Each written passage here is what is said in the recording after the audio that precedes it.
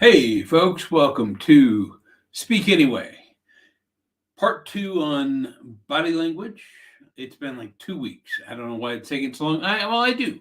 I had to figure out my camera settings. This is a second camera, which is set further back so you can see more of me, more of my back wall, more of my chair, apparently. So that's not good. I thought I moved it back enough.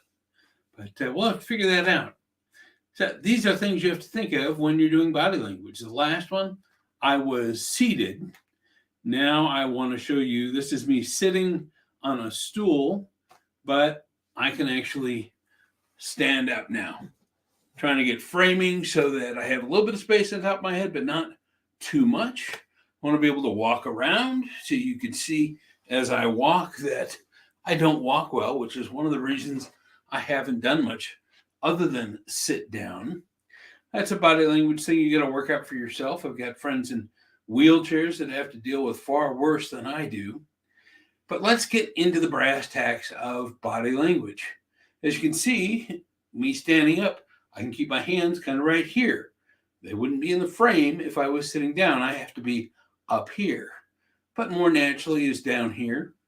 Staying down to your sides is always good. What a lot of people do, though, they clasp their hands, or they do the church steeple, or what I like to call the professor, and they pace around. A lot of things you can do. My personal issue is I tend to keep this hand up. And one of the reasons I keep this hand up is because when I do walk around, this helps balance me. But I've gotten many, many comments on the fact that I keep this hand up, and sometimes I adjust by keeping both hands up.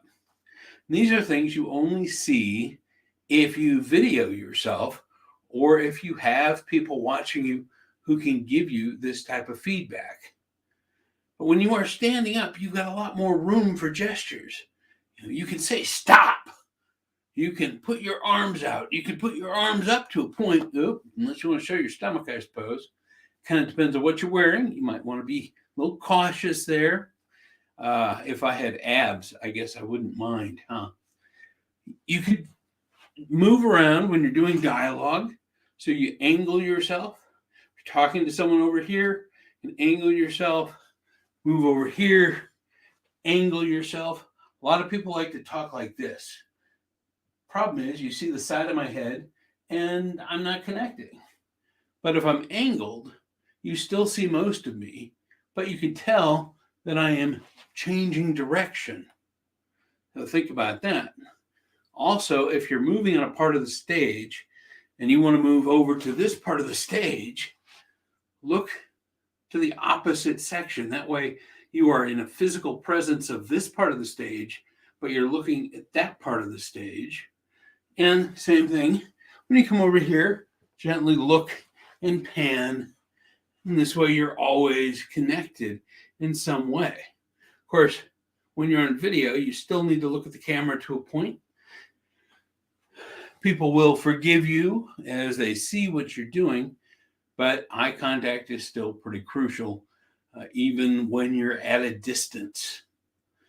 You can move closer to the camera a little bit easier than you can when you're sitting down. It's not quite as intense if you move close, and it does still imply what you'd be doing when you move closer on stage. You can, and I'm going to be careful because if I bend too much, I'll fall, but you can get down. You can be like this. You can talk about different positions. When I was a little kid and I looked up at my father, you can be that way. So it's just a handful of types of body language you can use when you're standing up that you can still do on camera.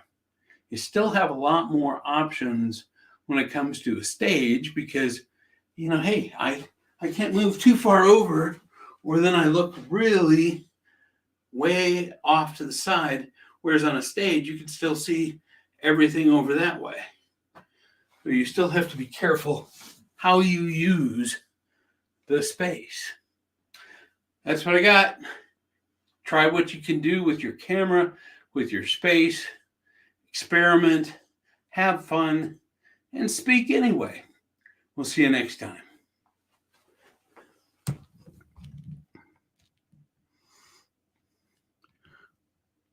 I really need a remote control, huh?